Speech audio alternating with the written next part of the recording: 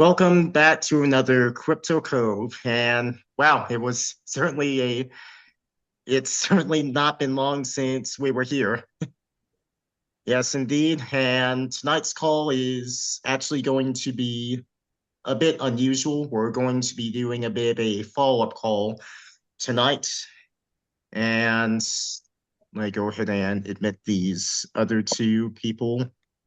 And actually, let me go ahead and turn off the waiting room so people can just come on in. Not a good way to start off the recording, but we'll just go with it. All right, so tonight's call is going to be a follow-up to my last call, going over how to interact with different wallets, as well as how to create new accounts in each wallet for the transition in pool funding. So if you haven't watched that video, I'll have a link to it down in the description. And what this call will go over is some questions and topics that I've heard people talk about and have been brought to me since then and since a bit before then. So let me go ahead and take a look at my list here. And we'll start off with question number one, as far as when the user places a new wallet address into the designated spot in pool funding. So I'll go ahead and share my screen and we'll tackle that real quick. All right, so here we are in the new coin section in pool funding. And we can see that, again, I already have my wallet address put in here. I had in there for the last call as well. And one thing I want to note to everyone who's listening is this last bit of text here that says, get this done way before the 15th of January. So if you're waiting for the right time to create a new account and put that new account's address in this field, there is no right time. Do it now, pretty much.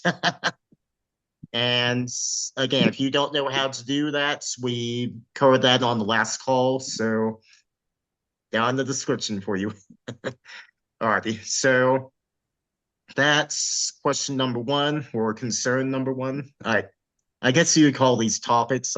That's why I have them written as.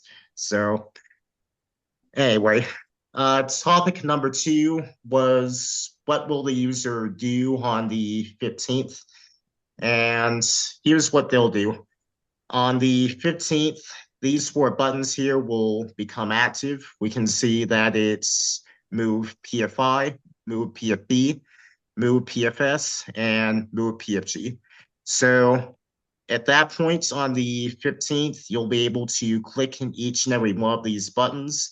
You can't click on them right now because they're inactive. So you can't do anything with them right this moment, but on the 15th, you will be able to. So that's what you'll do. And what will happen is your either MetaMask or whatever your wallet of choices will pop up with some contract sign requests as well as some transactional requests to send all of your tokens to the smart contracts for the 1 year lockup. You'll approve both of those requests as they come through your wallets. And then from there, after you've approved all the requests, you should be pretty much done for the most part. All right, so the next topic I have on here is how the transition will affect user daily tasks, that being your standard payment made up to your sponsor. I know some people are calling it trading, some people are calling it buying, but whatever you call it, whatever the usual tasks that you do when you click the pay now button, it's not going to affect that at all, basically. What we're doing here won't touch your USDT whatsoever, and you'll be able to make your payments as per usual. So that's going to keep going smoothly. And yeah, the transition won't affect that at all. The only thing the transition will affect that is at all related to this is that any holdings you have up in your PF holdings in any of the pools you're active in that haven't been distributed out to you yet will also go up into the smart contracts for the lockup. All right, so that's the first three topics. I'm going to go ahead and stop the share for a moment. And does anyone have any questions about either of those before we move on?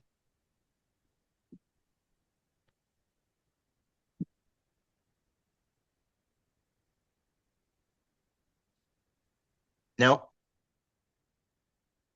All right, let me go ahead and check the chat and see if anyone's asked anything in there. Rita asks, so what will happen to our current account after transition? You're still going to be using it. Whatever account you're using to make your pool funding payments with now, you're going to be using that after the transition. The new account and the new wallet address is where your tokens are going to go after the 1 year lockup if you qualify. So that's the purpose of the new wallet address. And that's why you also heard some language regarding tax exemption during ACE's calls regarding this. We won't go into that on this call because that's a bit out of scope here. All right. How will new recruits after the 15th work? Would they also need two wallets? I know they probably wouldn't because they won't have any of our old tokens to begin with. So there's no need for them to send tokens to any contracts. And of course, there's no need for any tax exemption on their parts. That being said, ACE may decide to extend this out to newcomers so they can enjoy some of the tax exemption benefits as well, but albeit just at a lower value since we'll have the prices of the new tokens up pretty high. Okay. If we can't complete the buy of $1 in 300 days, what will happen? You have a buffer there of 65 days to work with. So it has to be 300 days out of the 365 days. And until you meet that, then my understanding is that the contract just does not distribute out to you until both of the requirements are met. Alrighty, so any further questions before we move on to the next topics?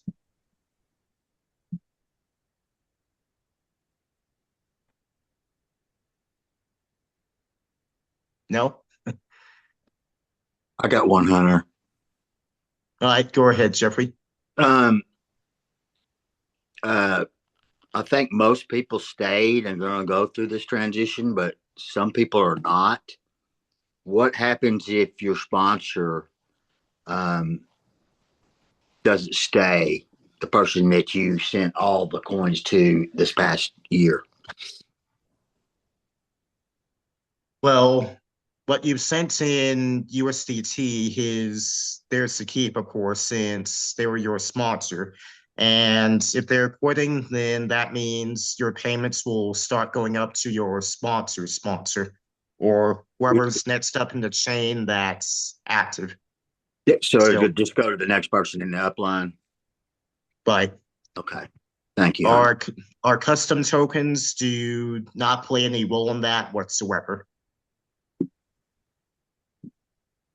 Alrighty, so I'll go ahead and share my screen again, and we'll move on to the next topic. And that is on the matter of gas tokens being displayed on your new wallet address in your new accounts. Now, admittedly, this is something that I probably should have covered on the last call, but hey, but we're covering it now. So depending on the way your wallet is configured, you may see a few different tokens show up when you create your new accounts. You'll almost certainly see BNB, and you may also see USDT, and you may also see some other tokens show up on the display here when you create your new account. That does not mean that you've done something wrong, because if we see here, let's go ahead and click on BNB, and you can see that there's zero BNB in here and $0 and zero cents worth of BNB, because this wallet is completely empty of everything. This account is completely empty of everything. So the reason why this shows up, at least as far as BNB is concerned, is because BNB is the native gas token for the Binance Smart Chain. So anything you do with the Binance Smart Chain is going to involve BNB. So it makes sense that each Nori wallet shows that by default, because anything you do is also going to be concerning BNB either directly or indirectly. So if you see this, you haven't done anything wrong. That's just the way some wallets operate. And again, some wallets also include USDT and some other tokens in there as well. It all depends on how that wallet provider likes to showcase things. And again, it's the same deal there. As long as you see zero in the amount you have, then it's completely fine. And there's actually a way that you can double or triple check if you'd like to make sure that this wallet, this account is completely empty. And that is to copy the address and paste into either BSC scan or another block explorer that covers multiple different blockchains, such as Blockscan or Blockshare. So I'm going to demonstrate that with BSC scan as an example. Here in MetaMask, we'll go ahead and copy our wallet address. And I'll go ahead and go to BSC scan and paste this address in here. And we can see that there's no activity here whatsoever. There's no BNB entries. There's no token transfers. And we can see from how it says no address is found here that there's been no activity on any chain whatsoever from this account and this wallet address. So it's a completely clean address. And the fact that we see BNB already here really doesn't matter whatsoever. All right. So it looks like we had something in the chat, so I'll go ahead and stop. You did it. You've just unlocked access to Income TMAX. With that, does PML move? And it looks like Soy Notes answered that. And agreed, no, PML does not move. It's just our tokens that are in the pool playing collection that are going to move. PFI, PFB, PFS, and PFG. We're still going to be using PML. That's not going anywhere. Okay, so the next topic on my list is regarding the token market buying requirements. Now, of course, everything hasn't been set in stone as far as that goes yet, or at least not that's been made publicly, because Ace hasn't really talked a lot about this. But there's going to be two requirements to get the new tokens distributed to you from the 1 year lockup. The first requirement is that you stay active for 300 days. And the second requirement is that every day for 300 days, you make a $1 market buy of our tokens.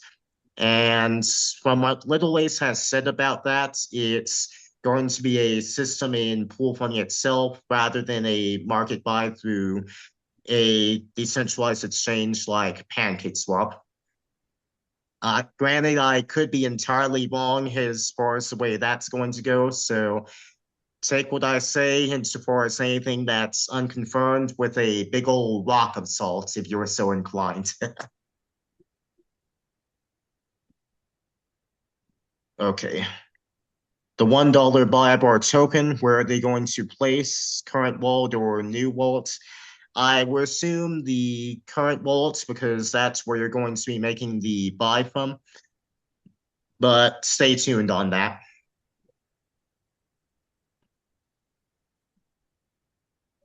All right, Joe, you have a question?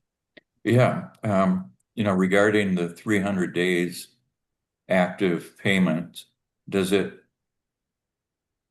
matter the amount that you put in? Like if you put in just $1, how about if you put in like $5 or $10? Does that just still count as 1 day toward your 300 days? Yep, that still counts as just one Just a day. one And, payment? Oh, yep, okay. Just wanted to and kind of clarify that. Yeah. yep, and let me give you a bit of a visual aid as to why that would be. 1 second here, because Mhm. that's actually a good question here, and that was actually one of the topics I have here. Oh, So, okay. hey, good segue as any. That's okay. Yeah. All right, so we're going to use PFI here as an example. Of course, this obviously isn't what we're going to be using, but in your case, now we can see that the PFI chart doesn't look that great. And yeah, so imagine what would happen if we had several people's do the entire $300 market buy at one period or within a short period.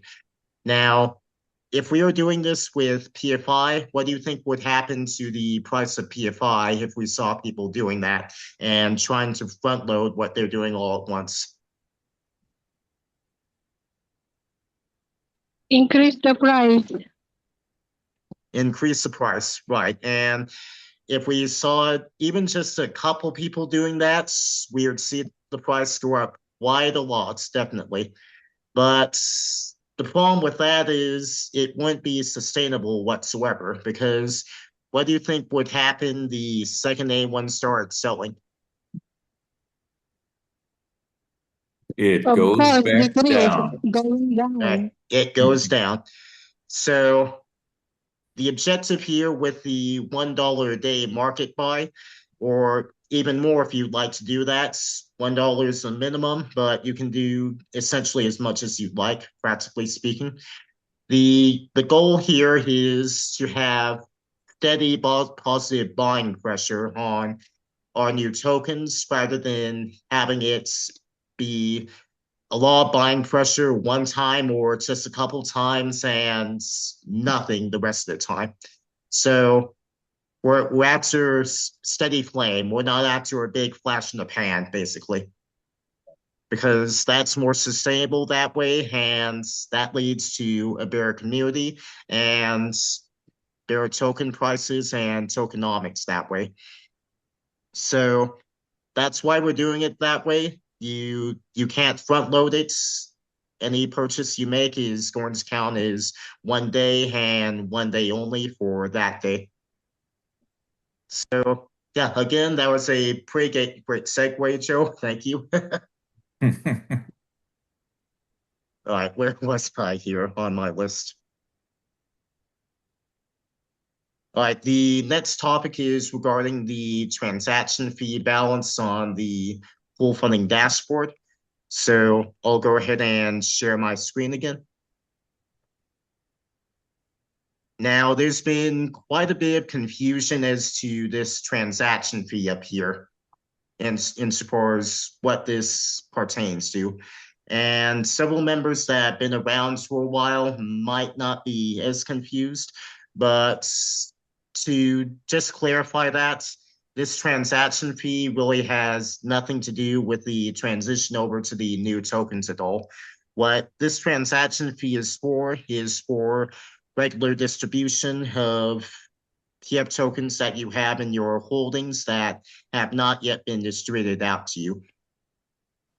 Because we have over 1,000 members, so even with fees on the Binance Smart Chain as low as they are, fees for 1,000 people on a regular basis can definitely get expensive.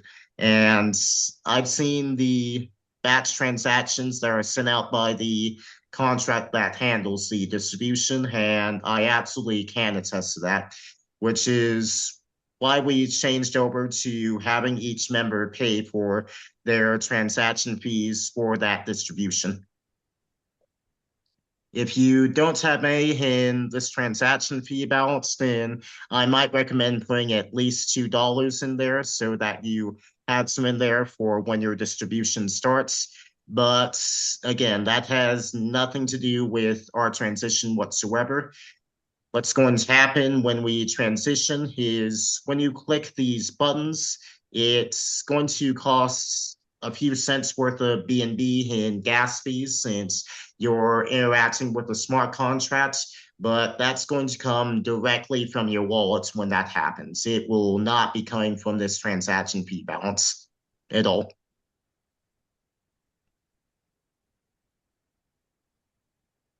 Alrighty, so I think that's just about covers everything. And oh, no, here's the last topic I had here. Clarification on my role in the community. All right, so it's just as a bit of a brief aside here. This comes up every now and then, but sometimes we see a bit of confusion insofar as some people thinking that I'm an executive or I'm part of the official staff of pool funding. Neither is the case. I am not an executive and I'm not on the payroll. I am not an official part of the staff at pool funding. Well, it may seem sometimes like I have a couple of the trappings of a member of the staff, and sometimes I do things that you don't see anyone else other than the executives do. But I do that as a member of the community and a member of the community alone. At best, people could say that I would be an unofficial community steward, or as Ace has called me sometimes, a gas gap filler. I've definitely been called a lot of different names in here by a lot of different people, and honestly, I don't really fit into any one or the other that cleanly. But in any case, whenever someone's brought up the idea that I am the executive, I will definitely be quick to disclaim that. I am not an official part of the hierarchy. I'm essentially just a member, just like most folks on this call, with the exception of Nancy, who is actually in part of the hierarchy. All right, so that was just to clear that up. I know that most people on this call probably aren't confused about that whatsoever, but just for the folks who either haven't been here for a while or got confused as to some of the things that might have been said since the last time this was talked about. Alrighty. Let me go ahead and check the chats here. Hi, Hunter. Will these smart contracts be protected from hackers? Yes, they will. We'll have full auditing for all these contracts, and I imagine that's probably already taken place at this point, since we definitely learned quite a harsh lesson from a few smart contract manipulations from the first iteration of the PML double dip buy that we did, as well as the internal swap that we did for PML to our pool plane tokens and vice versa when we were doing that on the website. So these smart contracts will be protected by, for all practical senses. Now, granted, nothing is 100% secure and 100% attack proof. Anyone that tells you anything different is lying to you through their teeth. But we're definitely taking as much and as many precautions as we can, definitely.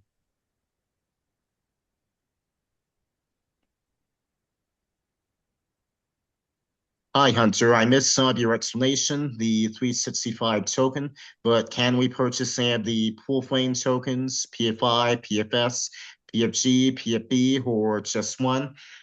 I imagine it will be your choice.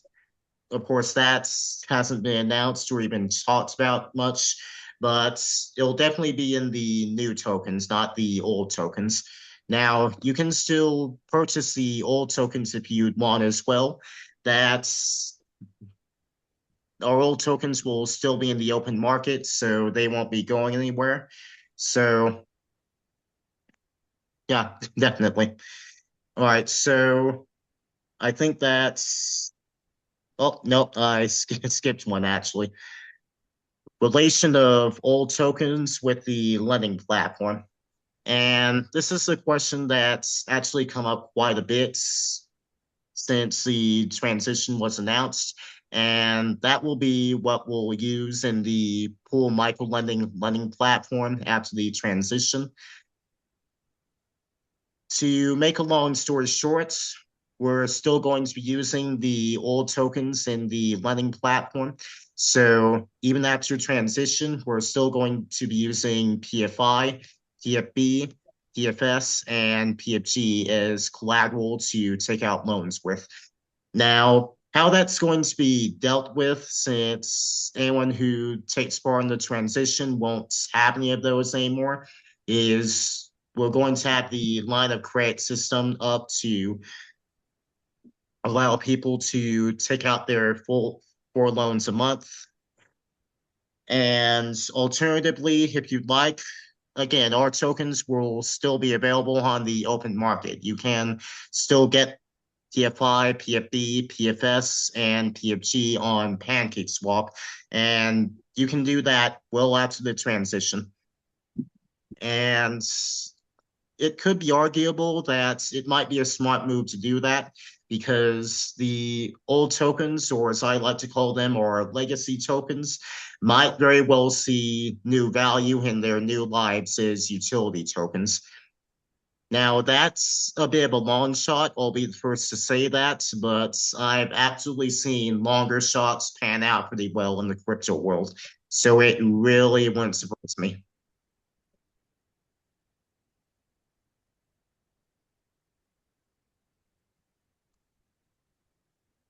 I thought I heard Ace say that we would need to buy at least $1 a day token coins/tokens. Is that true? Yes, that will be one of the requirements to get the locked up distribution doled out to you. And that'll be for 300 days out of the 365 days of the lockup at least. Alrighty, so let me just make sure that I haven't missed anything else here.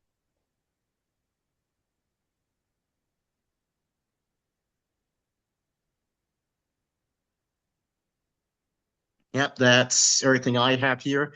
Does anyone have any questions about anything we went over tonight?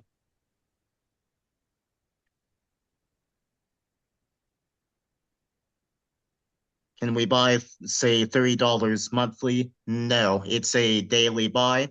And I'm going to go back through why again, just because, it's one of those things that bears repeating. So again, we're going to be using PFI as a stand-in.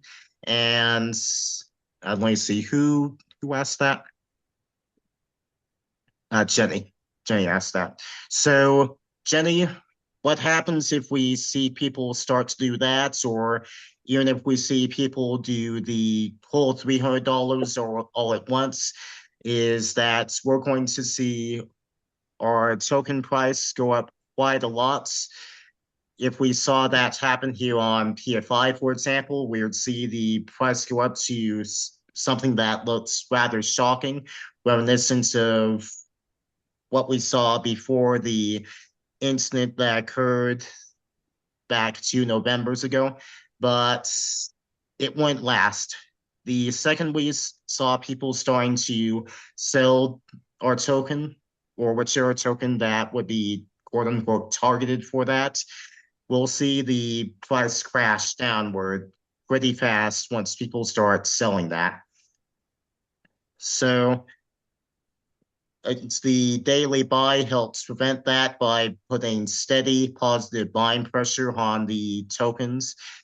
And the key word is steady because we need this to be relatively consistent. So, like I said before, we're after a slow burn sort of fire, not a flash in the pan sort of thing, because that's more sustainable and it's much better for our community and for our tokenomics that way.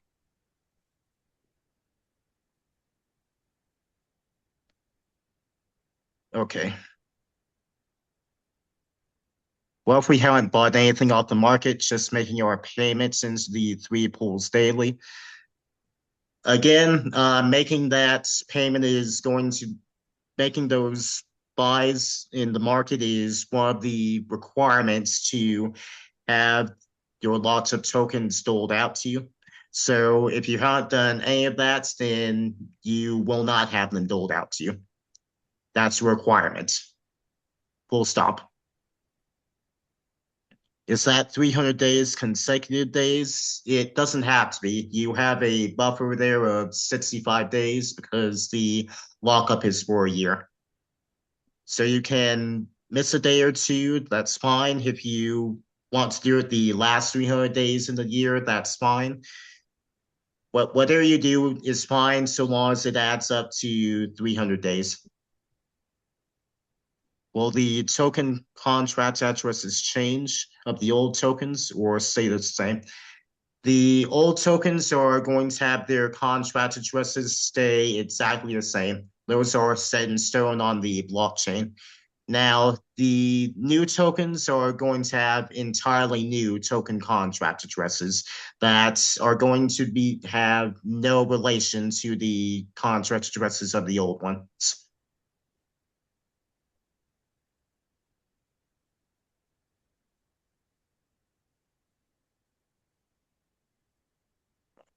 Thank you, Hunter, for always being there to help in analyzing and putting us through the knowledge of the crypto world.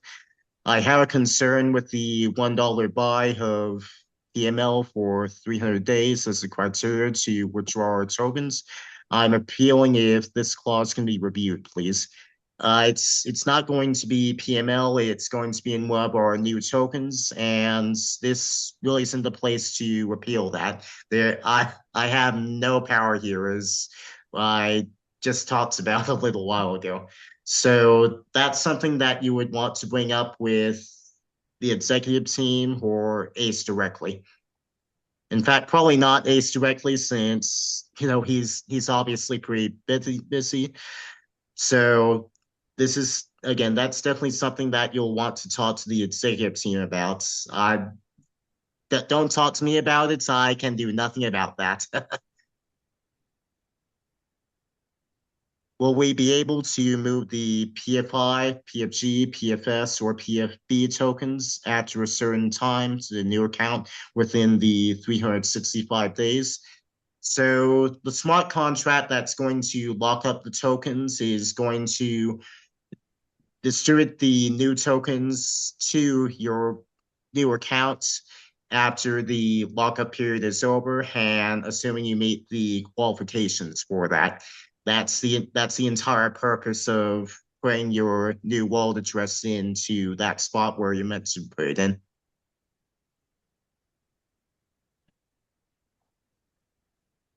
So us buying up old coins now, are they still able to get sold off while sitting in our wallets?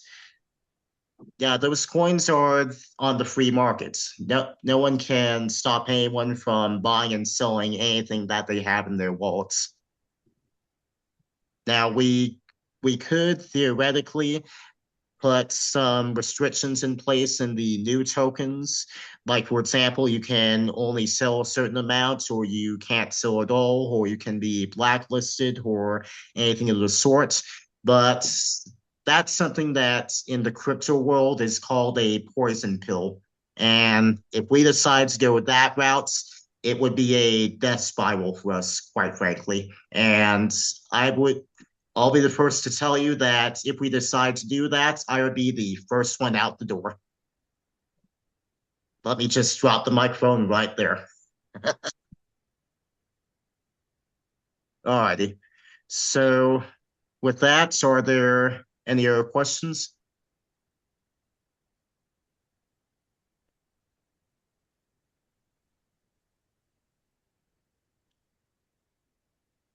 What is the other requirement besides one per day requirement? There are two requirements. The first requirement is to stay active for the 300 days, and the second requirement is the $1 a day market purchase.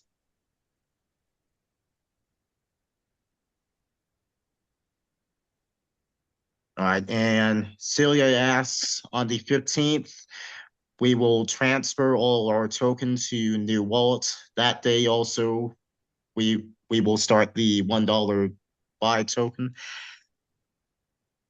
So you're not going to be sending your tokens to your new wallet address whatsoever. In fact, you're not going to touch that new wallet address that you made.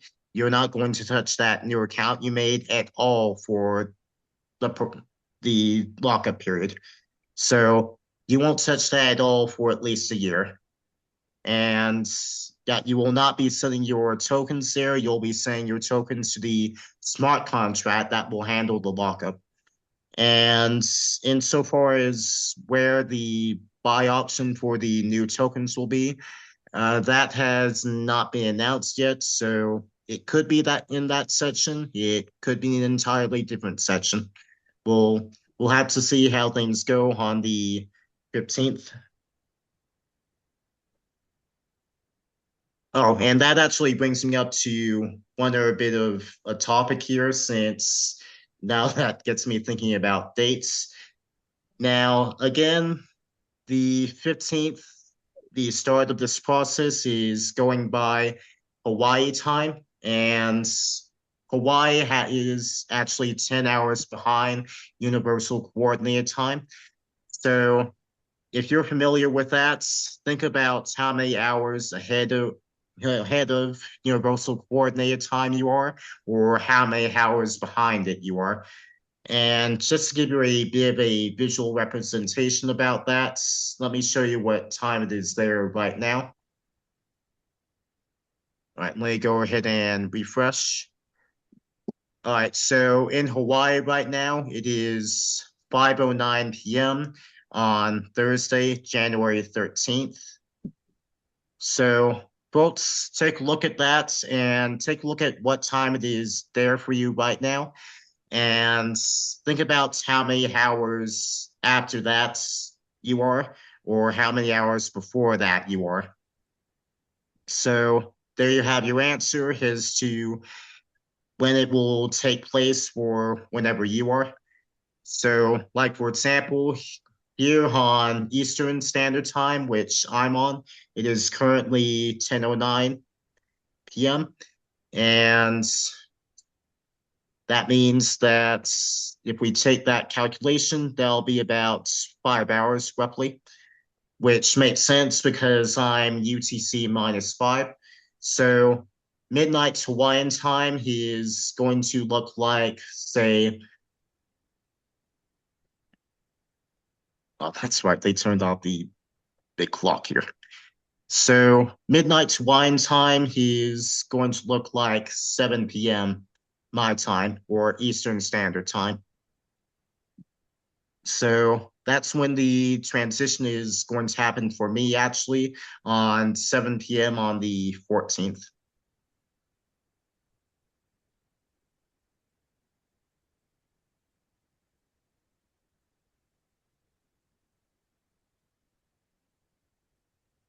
Okay.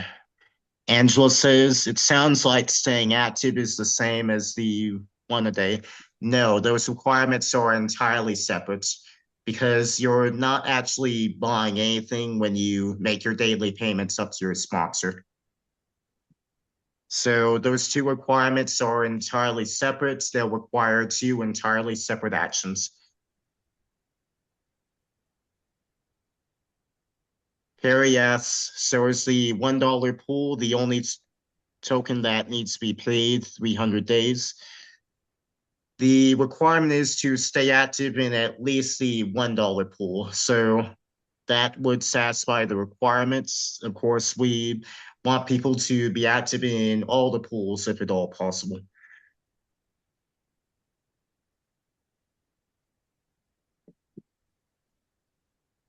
After the transition, we need to buy $1 a day of PF coins through PancakeSwap. It probably won't be through PancakeSwap. It'll probably be through a dedicated section on pool funding.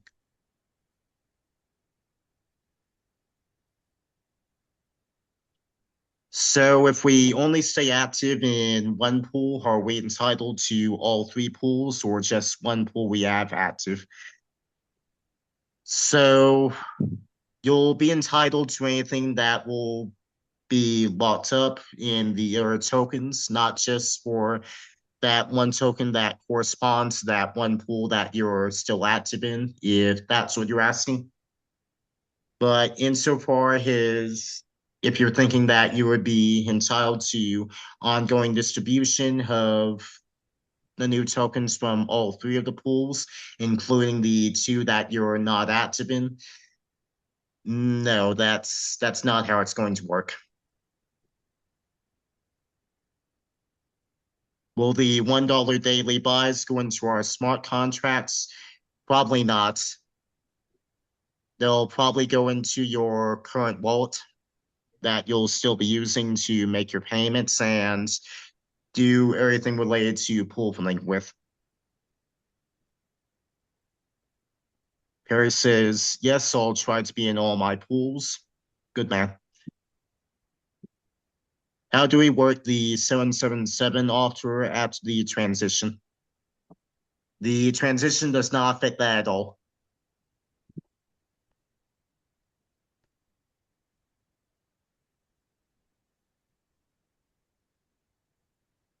All right, are there any further questions, people? Anyone?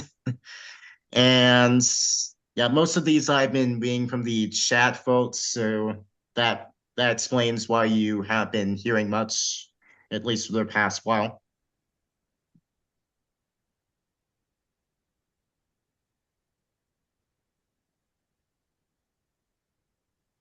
All right, looks like we don't have any more questions. So with that, we'll go ahead and end this call, his per tradition, for the calls that I usually host. And does anyone think I'll get it right this time? Joe, I can see your smile there. That's why I stuttered. All righty. Okay. 3, 2, 1. To the moon! Gas pumps. No. That was horrible. Oh. Okay, so Good job. Good job, Hunter.